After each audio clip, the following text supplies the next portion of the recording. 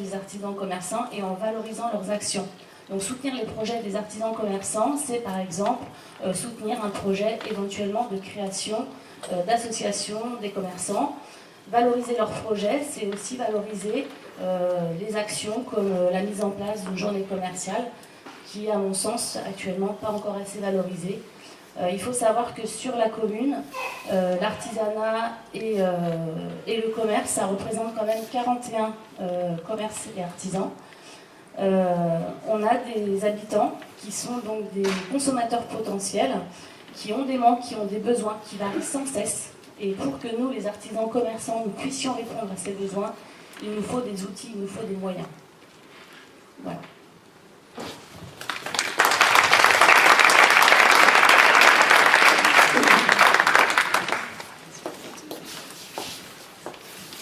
Il ne faut pas oublier non plus qu'Izernay a lié son destin avec les communes qui l'entourent, Molévrier, les Cerqueux, la Plaine, Son-Loire, Goron, au sein de la communauté de communes d'agglomération. Alors c'est important, mais à quoi ça sert? Alors là, je pose la question à Julien.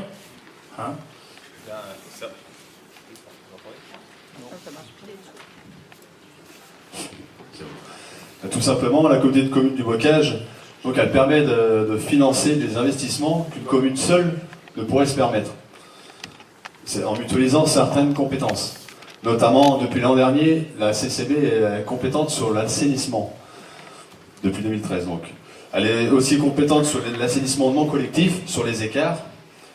Elle a la compétence environnement, c'est-à-dire, dans la vie de tous les jours, le ramassage des ordures ménagères. Tout ça, en fait, c'est la communauté de communes qui gère ce service. Les déchetteries, également. Elle a la compétence aussi des voiries intercommunales. Nous avons un exemple ici même, en face de l'église, tout ce qui est voirie, réfection de la voirie, et la compétence de la communauté de communes. C'est-à-dire qu'en fait, la communauté de communes finance le projet, sachant que c'est la commune qui gère le projet. Elle gère le projet, le financement se fait par l'intermédiaire de la communauté de communes. Et elle a aussi, en même temps, la compétence culturelle, en termes de mutualisation des bibliothèques, de l'école de musique et l'école de théâtre. Ça finance en fait tous les professeurs de ces domaines-là. Elle a enfin aussi la compétence pour la création et l'entretien des équipements sportifs et culturels nouveaux. Par exemple, pour une salle de sport nouvelle, comme il s'est fait par exemple à la Plaine il y a quelques années, c'était la communauté de communes qui l'a financé, en partie. Tout ça, ça fait beaucoup de choses quand même, mais on se demande un peu qui est-ce qui paye tout ça au bout du compte. Qui est-ce qui finance la CCB? Qui est-ce qui finance la communauté de communes? C'est un peu tout le monde, à chaque strate. Il y a d'abord nous tous, le contribuable, par la taxe, notamment par la taxe d'enlèvement des ordures ménagères, afin de financer le service, évidemment. Il y a aussi la taxe d'assainissement, qui est prélevée donc sur vos factures d'eau, une partie, entre autres. Il y a aussi donc les entreprises, par l'ex-TPU, qui est maintenant devenue la CET, la contribution économique territoriale. Tout ça, c'est versé à la communauté en partie à la communauté de communes.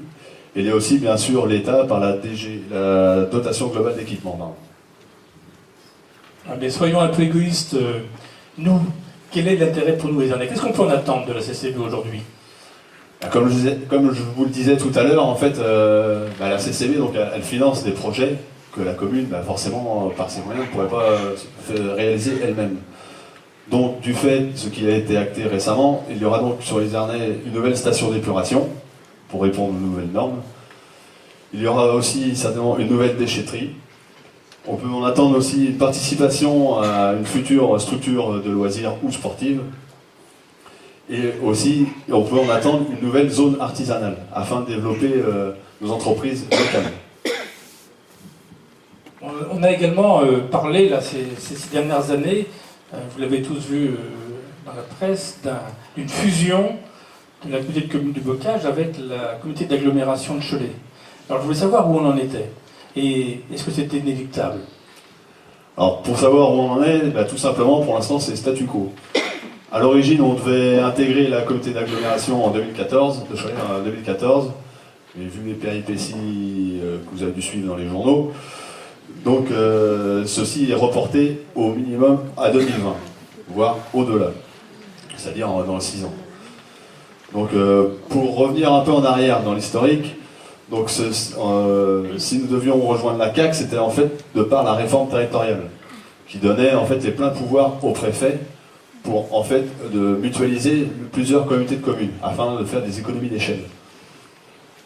Donc parce qu'à terme, une loi qui a été récemment votée, en fait, l'État ne veut plus de communautés de communes d'ici 2020 de moins de 15 000 habitants.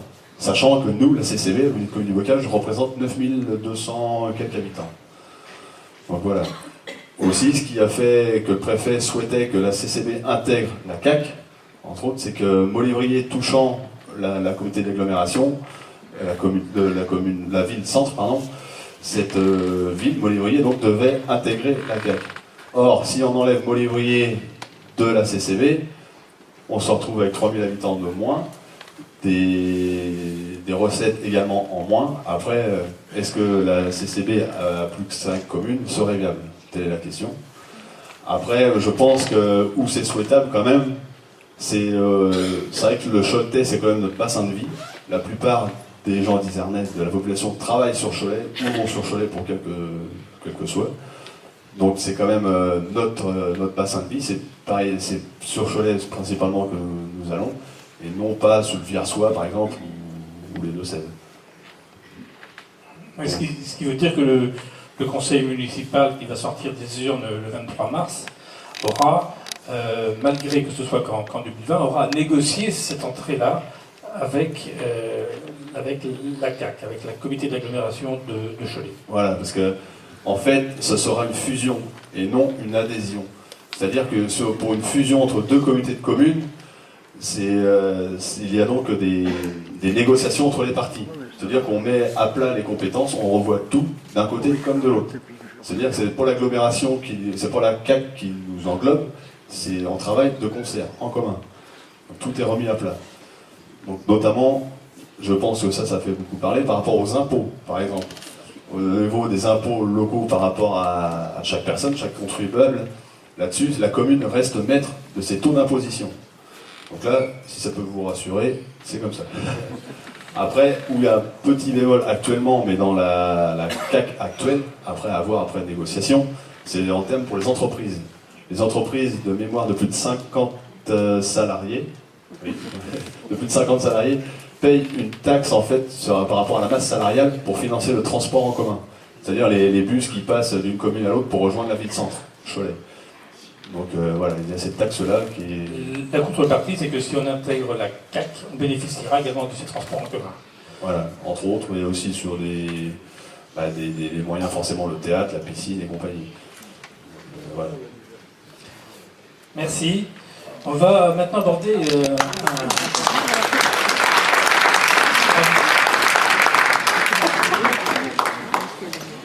aborder un domaine très important, parce qu'il recouvre beaucoup de choses, c'est le domaine du social,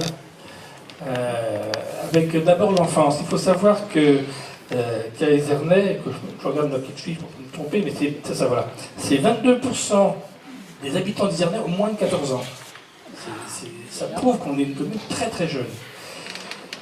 Et que un Izernéen sur 4 a moins de 19 ans. Alors bon, il ne faut pas les oublier, tous ces jeunes-là. Alors qu'est-ce qu'on va faire pour eux? Parce que c'est Evelyne et Damien qui vont nous en parler. Alors sur le pôle enfance, en fait, on l'a divisé en deux. On a travaillé sur les petits, des tout petits jusqu'au CM2, et puis ensuite sur les ados. Donc sur le pôle enfance pour les maternelles et primaires, il y a deux axes principaux sur lesquels il va falloir vraiment travailler. C'est tout d'abord la réforme des rythmes scolaires. Donc là, l'idée c'est toujours de travailler en collaboration donc avec les acteurs de l'enfance. Donc l'école, famille rurale, les associations sportives et les associations de parents d'élèves comme l'APEL et l'OGEC. Et notre objectif, c'est aider à proposer un rythme adapté aux apprentissages et à l'épanouissement de nos enfants. Ensuite, il faudrait repenser à la répartition du pôle des équipements des enfants, parce qu'on se rend compte tous les jours, moi qui suis maman, que nos enfants, ils vadrouillent dans la journée partout dans la commune, entre l'école, la cantine, la périsco, le sport, qui est encore à l'autre bout de la commune. Donc on se dit qu'il y a sûrement des choses à faire, on peut repenser ça. Donc on consultera l'école, les associations pour voir comment on peut remodeler tout ça. Ce qu'on pense, c'est qu'on peut étudier des solutions plus pratiques pour économiser du temps, de l'énergie et de l'argent. Voilà. Oui, aussi, pour les enfants qui sont en 4e et plus, à Izernay, on a le foyer des jeunes. Mais les enfants qui sont plus jeunes, les 11-13 ans, on voit qu'il manque des structures et des animations. On veut faire des animations pour eux, style piscine et tout ça. Aller au bowling, trouver avec les associations, voir ce qu'on peut faire avec eux. Et on veut leur mettre en place, gérer ou mettre en place un conseil municipal des jeunes, avec enfants, ados. On veut lancer ça, on va essayer de voir ça.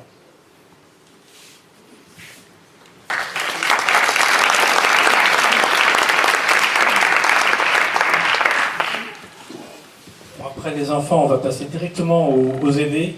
C'est comme ça qu'on dit maintenant. Hein. Voilà. Avec Eliane et Stéphanie qui vont nous en parler. Voilà. Alors en ce qui concerne les adultes et les aînés, nous avons retenu donc 3 thèmes de réflexion. Le premier concerne l'aide aux personnes en difficulté sociale, quel que soit leur âge, avec pour objectif le développement du CCAS, c'est-à-dire le Centre communal d'action sociale, qui ne nous semble pas jouer pleinement son rôle actuellement dans la commune. Je sais qu'ils interviennent au niveau de... J'ai vu avec David Tissot, notamment qu'ils interviennent au niveau de la résidence des sources, mais le CCAS peut être amené à apporter davantage son aide à des personnes en difficulté. Donc ça pourrait peut-être être davantage développé. Le second porte sur les personnes handicapées.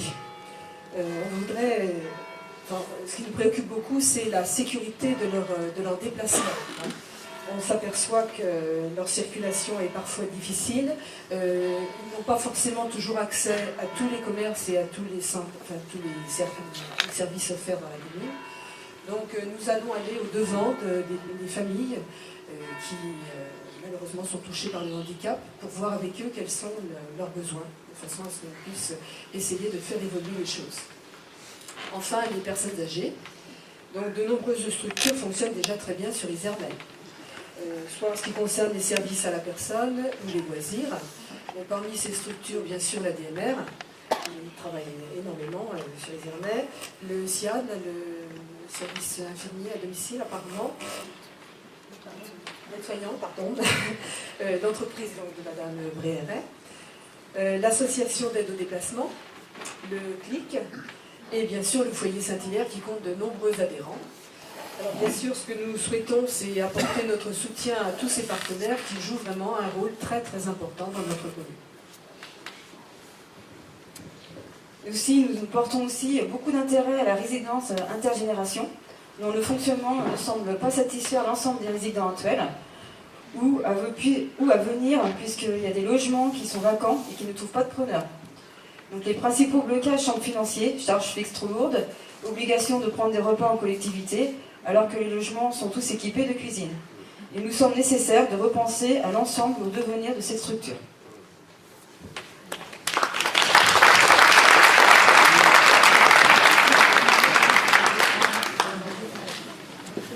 Alors, nous avons également à Izernay une vie associative très très riche. Et c'est très important pour la commune parce que ces associations sont créatrices de liens sociaux. Donc on va travailler en étroite collaboration avec elles. C'est Josette et Thierry.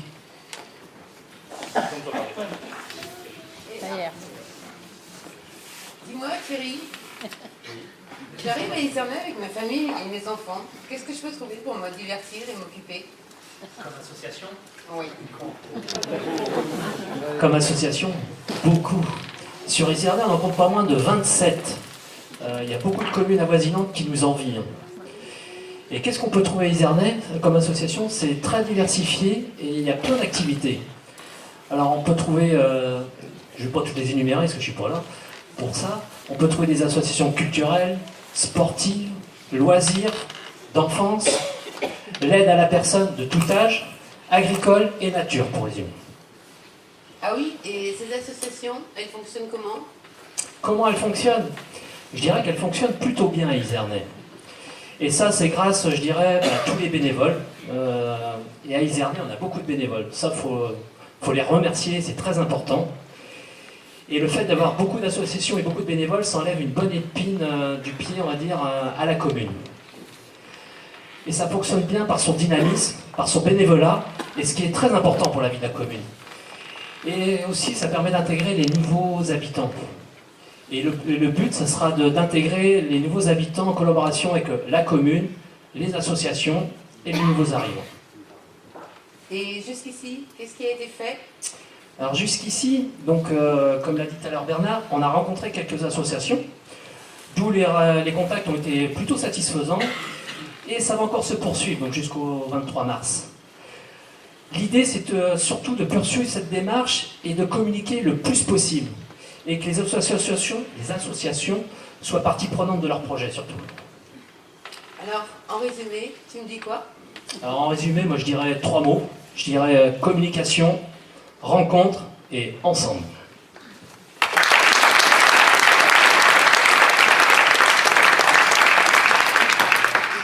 Ils ont du talent, mes policiers. Hein. Tout cela, tout ce dont on nous a parlé, ça nécessite également des équipements. Alors, bon, à Izernay, on n'est pas trop mal doté, mais est-ce qu'on peut améliorer les choses? C'est Mickaël qui nous en parle, avec Sébastien.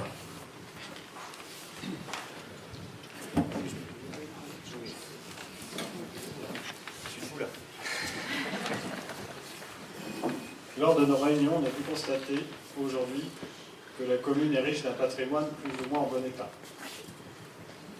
Essayer d'utiliser à bon escient les bâtiments existants afin d'harmoniser au mieux les besoins de la population, que ce soit associatif, sportif ou commercial. Au vu de l'augmentation croissante de la population, les équipements deviennent insuffisants ou mal adaptés. C'est pour cela qu'il faudra réfléchir sur une harmonie des sites autour de l'école pour reconcentrer le pôle enfance afin d'améliorer les services et surtout de les sécuriser.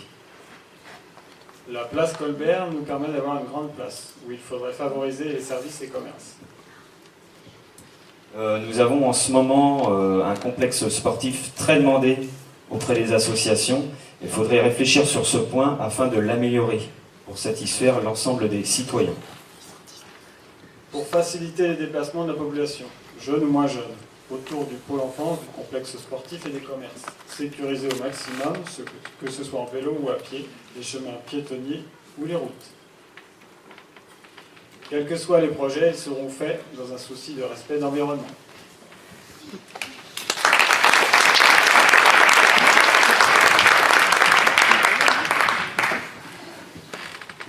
Merci. Alors, est-ce que tout cela, on va le décider comme ça, entre nous, à 19, dans le secret d'une salle? Eh bien, c'est pas tellement notre démarche. Est-ce que vont nous expliquer Jean Gab et... Qui est toi, Jean Gab? Virginie. Pardon, Virginie. Donc, comme vous l'a présenté l'ensemble de l'équipe, on veut faire vraiment participer la commune à notre projet, intégrer les associations. Donc, on va mettre en place des commissions extra-municipales. Mais Virginie, à quoi ça sert? Donc, ces commissions visent à favoriser le dialogue entre les élus, les habitants, les représentants des associations, les agriculteurs, ainsi que les artisans et les commerçants de la commune. Mais Virginie, moi j'ai une question. Comment on va les mettre en place? Alors, elles sont créées en amont des projets et des investissements. Nous mettrons en place des commissions consultatives et des groupes de travail qui seront représentés par l'ensemble des acteurs de la commune. Elles nous permettront de mettre à profit les expériences de chacun pour répondre au mieux aux problématiques des habitants, des associations, des professionnels, tels que les entreprises, les artisans, les commerçants et les agriculteurs. Par exemple, pour une commission enfance, nous échangerons avec la mairie, l'école, les parents d'élèves, les familles rurales, les associations sportives, loisirs, le foyer des jeunes. Autre exemple, pour une commission sportive et festive, Nous mettrons en relation avec la mairie, le comité des fêtes, les associations sportives de loisirs, les aînés, les commerçants et les écoles. Mais Virginie, suite à ces commissions, comment forme-t-on la population? À l'issue des commissions extra-municipales, et afin de favoriser l'information, les échanges et répondre aux interrogations de la population, des réunions publiques seront organisées pour présenter les projets et les réalisations en cours.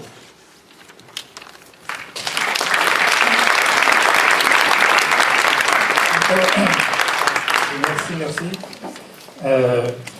Bon, ben, tout ça, vous avez vu, c'est assez riche de propositions, mais il va falloir non seulement faire, mais il va aussi falloir faire savoir, c'est encore mieux. Et là aussi, on va avoir une politique de communication qui va être un petit peu audacieuse, n'est-ce pas, Frédéric et Marie? Ah non, c'est pas Marie. Pas Marie. Si, ouais.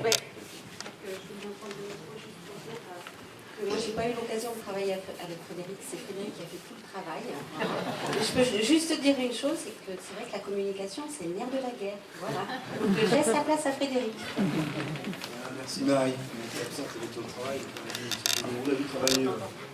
On a eu travaillé. Alors du coup, eh bien, la communication, tout le monde la connaît, hein, elle est ouverte sur la population, on n'a rien inventé, on a tout repris ce qui existait. Alors il y a comme moyen de communication la communication verbale, hein, vous rencontrez des gens, vous discutez, vous les arrêtez, vous posez des questions, ils vous répondent. Voilà. Il y a aussi, on peut s'informer, des choses peut-être que tout le monde n'est pas au courant, mais le conseil municipal il est ouvert à tous. Ensuite, eh bien, il y a le téléphone aussi, on peut téléphoner à la mairie, on peut téléphoner aux copines, on peut téléphoner aux associations pour se renseigner. Voilà. Et puis il y a aussi comme moyen de communication aussi le bulletin municipal, alors qui est quand même très apprécié parce qu'on voit tout le monde, nos voisins, nos amis, nous, c'est quand même vachement sympa d'avoir ça. Et puis il y a aussi maintenant le dernier moyen qui arrive, qui arrive à la mode et qui n'est pas très aimé quand même des aînés, c'est Internet. Alors qu'est-ce que tu peux nous dire? Je vais faire des questions-réponses. Donc nous souhaitons améliorer le site internet. Bien qu'il soit très bien fourni, mais nous aimerions étoffer les informations qui le contiennent. Nous aimerions apporter plus de photos des manifestations et autres. Y ajouter aussi les liens de sites utiles. Y ajouter un peu plus d'interactivité par le biais de mini-forums. Et essayer de faire venir, si possible, la fibre optique. Enfin, nous souhaiterions installer dans certaines salles équiper plutôt certaines salles de bornes Wi-Fi pour que tout le monde puisse avoir accès à Internet. Ça c'est très bien, parce qu'il y a de la demande. Par contre, moi j'en reviens quand même au bulletin municipal, parce que moi j'aime ça, et tout. Mais par contre, voilà, qu'est-ce qu'on pourrait y apporter? Eh bien, moi je pense qu'il serait sympa de rajouter plus de photos, le relooker, quoi, le mettre un peu à notre image, hein, un petit peu de notre équipe, et puis à la vôtre après tout. Donc voilà un petit peu ce qu'on pourrait dire un petit peu du bulletin municipal. Par contre, excusez-moi, j'ai perdu un peu de fil. Voilà, et pourquoi pas, voilà. Par contre, l'inconvénient du bulletin municipal, c'est qu'il est édité une fois l'année. Et ça, c'est bien, mais on ne voit pas un peu ce qui peut se passer au fur et à mesure du temps. Donc on voudrait faire des flash infos. Des flash infos, un petit peu, c'est comme... c'est des informations sur le moment, quoi. Et du coup, sur le papier, c'est pas facile. Il faut le faire, donc, au moyen de dépliants, un truc comme ça. Et je pense qu'on a une nouvelle idée, qui est dans l'air du temps. On aimerait mettre en place la newsletter. Pour permettre de pour permettre de recevoir en fait chez soi par l'intermédiaire de la boîte mail. Mail d'information quand même, pour parler français. Mail d'information. Pour en fait recevoir par l'intermédiaire de votre boîte mail les dernières informations de la commune. L'inscription et la désinscription est totalement gratuite, elle est sans contrainte et elle se fait par le biais du site de la mairie. Elle se ferait par le biais du site de la mairie. Voilà pour la communication. Merci.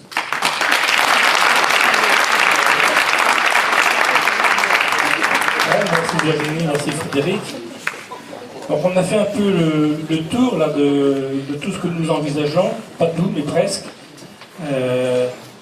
on a surtout voulu vous démontrer aussi que c'était pas du tout une aventure personnelle de cette campagne électorale, mais qui était vraiment le travail de toute une équipe.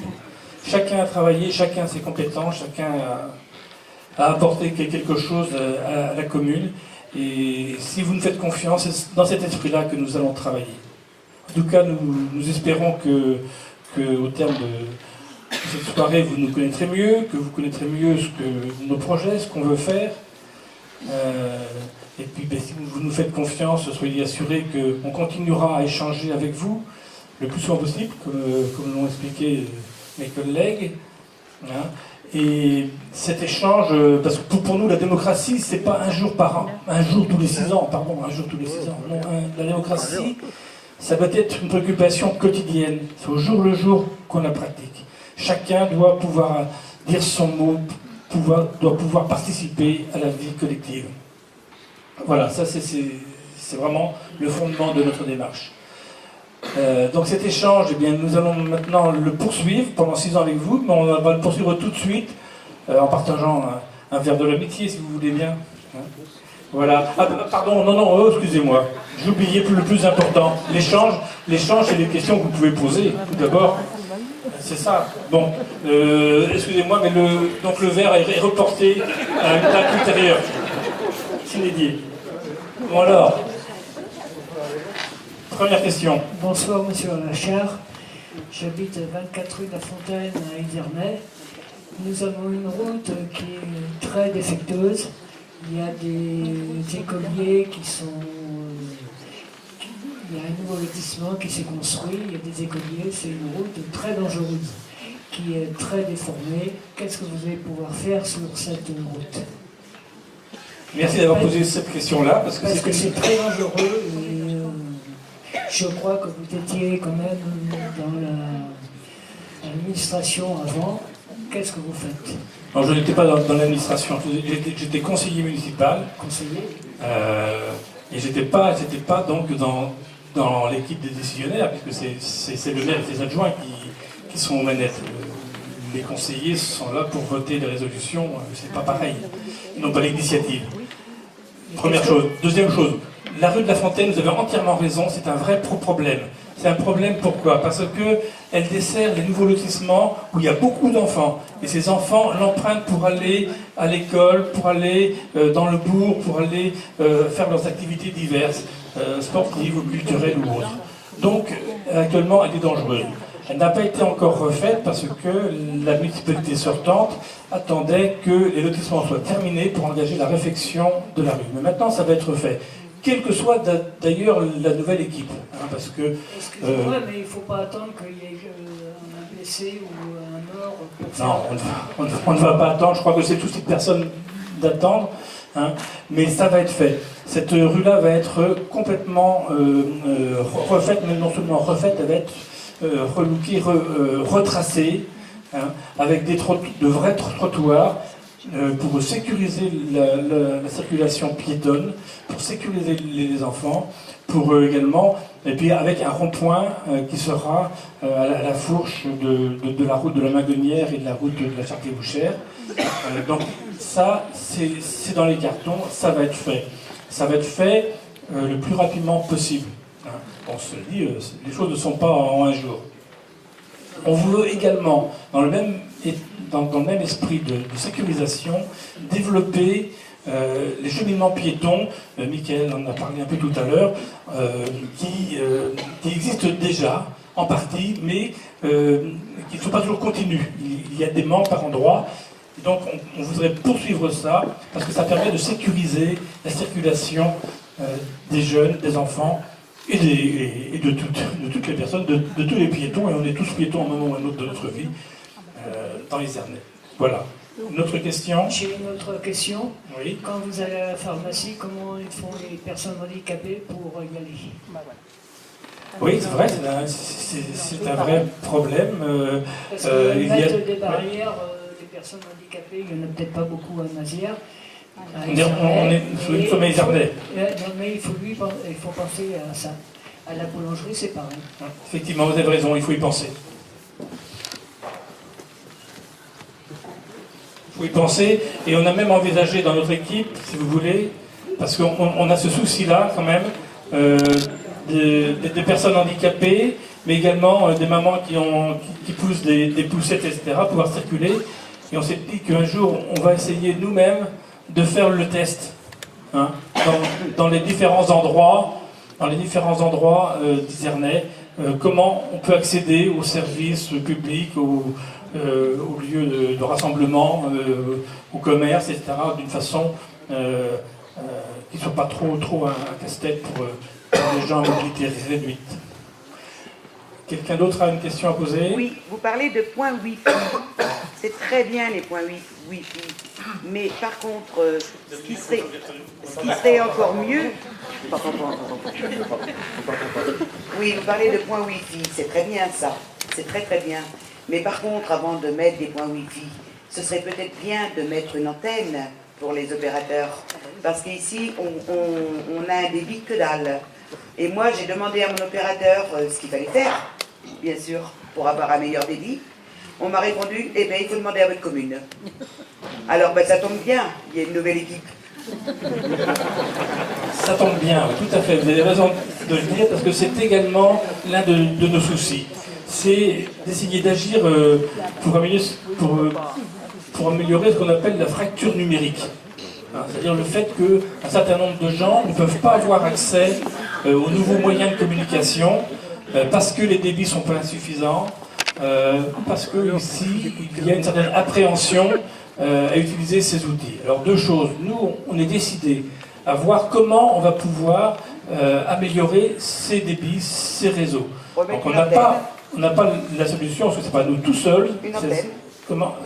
Oui. L'antenne est à l'entrée de Molétrier. Oui, mais elle est déjà trop loin. Mais non, effectivement, mais en tout cas, on va étudier cette question technique, c'est l'un de nos soucis. L'autre souci pour lutter contre la fracture numérique, c'est aussi c'est de voir avec les personnes qui ont une certaine appréhension, comment on peut les aider à découvrir ce qu'Internet peut leur offrir. Beaucoup de personnes, je pense notamment aux personnes âgées qui ont plus facilement cette appréhension-là que d'autres, peuvent se rendre compte qu'avec cet outil-là, ils peuvent communiquer plus facilement avec leurs enfants qui sont un peu loin, qui peuvent